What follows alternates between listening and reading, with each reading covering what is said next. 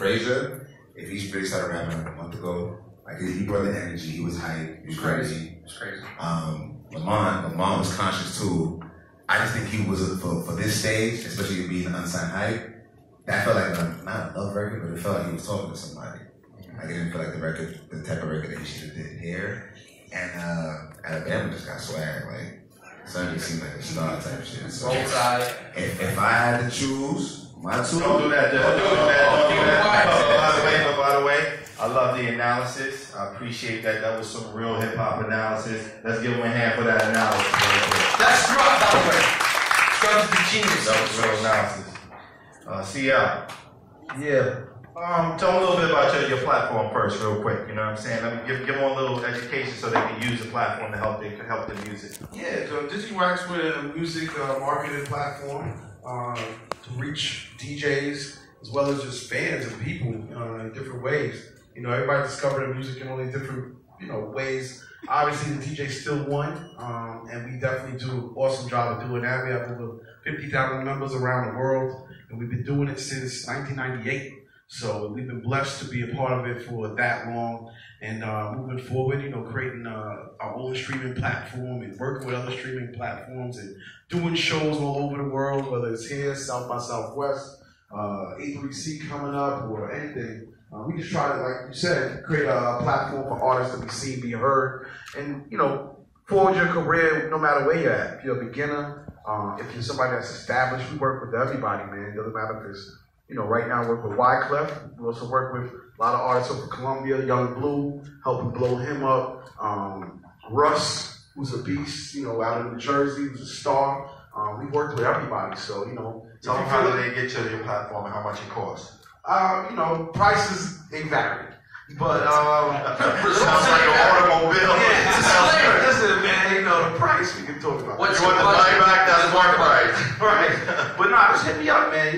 Reach out DigiWax. You can, at DigiWax. Real quick, shout out to Cash, man, Will, the whole team. Or just come see me, man, and connect. I'm just that, we personal. So break it down. What you think of the core contestants? How do you feel about that? First of all, shout out to all of them. They got up there, they did it. That means a lot. I'll break it down. First, the first artist was very conscious, but I thought his performance was awesome in terms of just the energy he gave out. He really just gave it up. I thought there was a little bit, in terms of his, there were times I didn't understand what he was saying, but I think that would come with time, but I did like the performance. I felt it was just raw and uncut. Definitely a little conscious, but I liked it.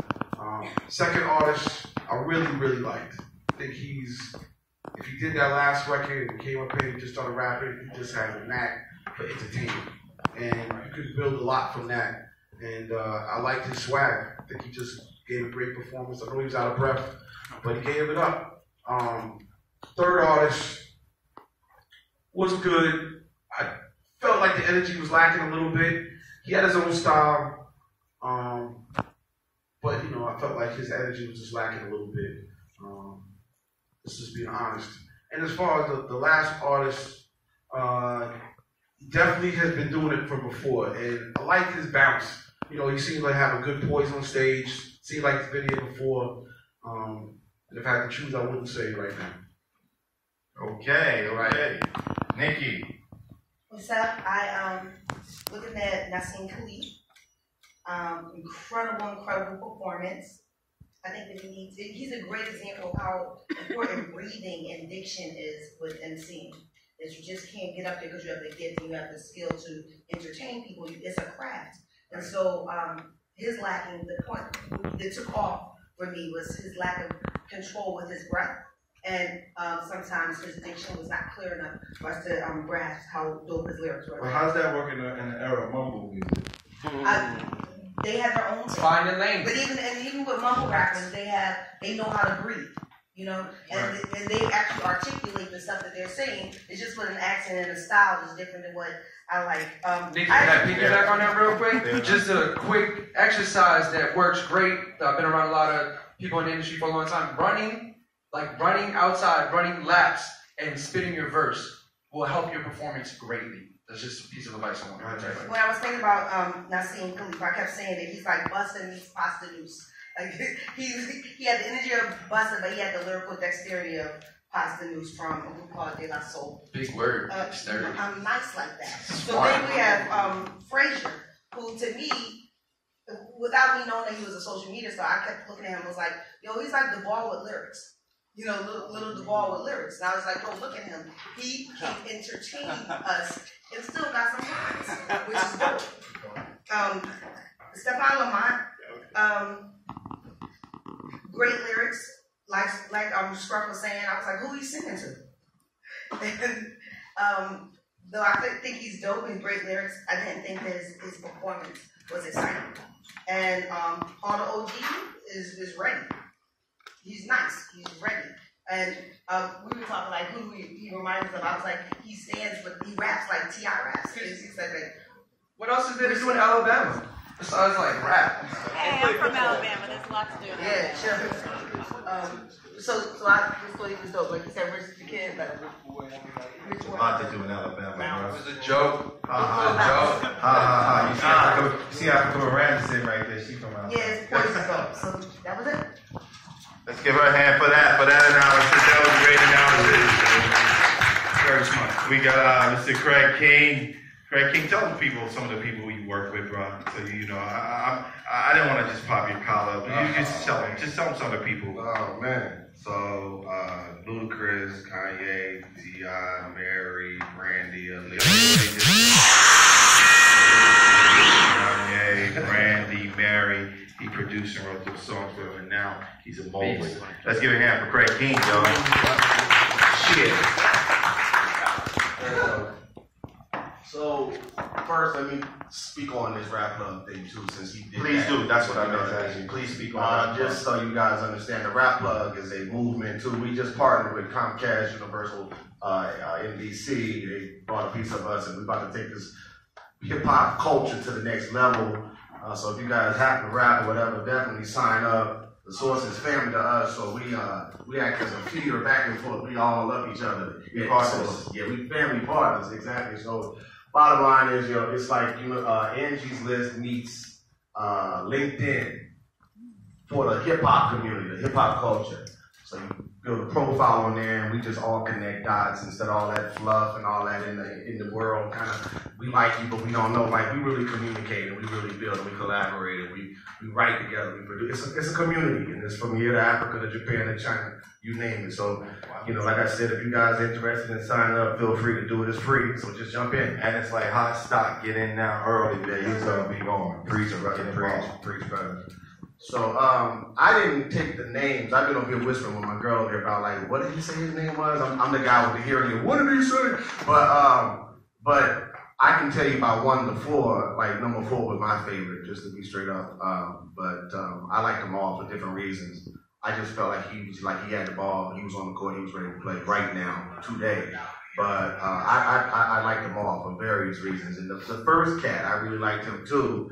For the fact that I couldn't fully understand every lyric, but I understood his energy, and I could tell there was a message there. So even though I can't even really fault him for not being able to hear everything, but I can tell you that I definitely enjoyed his energy. And the other 2 cats were dope too. Number 2, I liked him, but the cardio thing was throwing me because I'm so used to seeing you come with that A. But he said it at the end. He gave us a disclaimer that he really doesn't. He's just getting started on. I actually hate that disclaimer, but I got it. You know what I mean? I tend to try to, I try not to hear that excuse because I know a lot of cats that when they just get started, it's like, I really don't care when you guys start. I really care about where you are right now. But my man was nice, so I can't front on him. And the other guy was cool, but he was actually too cool for me, so I couldn't really appreciate the hunger because I like to see a thorn in your side. I want to see pain. I want to see energy. I want to see some kind of passion. And I didn't get that out of my man, but he still came with something. Well, let's give him a hand, because that was an analysis for you. Thank you. And we're close to closing, but I got to tell you, I want to thank you all for your analysis. It was very, very, very strong. I guess I'll take the liberty to just share a few thoughts myself. To the first one, from a content matters to me, and his spirit and energy was right, so it connected to me the most, I think. just how he came and what he was talking about. You know, at the source, you score points by lyrics and what you say. So, you know, there will be a little small discount. We don't like the nigga and the bitch shit. That's not really what we do, and that's never really done with the source. Not that we knock it, because we understand it, but at the same time, that's really not like our favorite thing of art. So just so you know, when you deal with the source, that's maybe some of the other publications and brands, they love that. But that's not what we do. Just FYI on that. So I kind of really think that that was amazing. I know some of my young millennials looking at me smiling and say, he really did that. He said what he said. I say what I say every day. So number two, the second cat, you were good, bro. You were good. You know, you're a social media guy, but now you're an artist, man. You're really an artist. But you're too young to be out of shape like that, bro. You know, you look young, you look handsome, you got to start jogging and doing push-ups.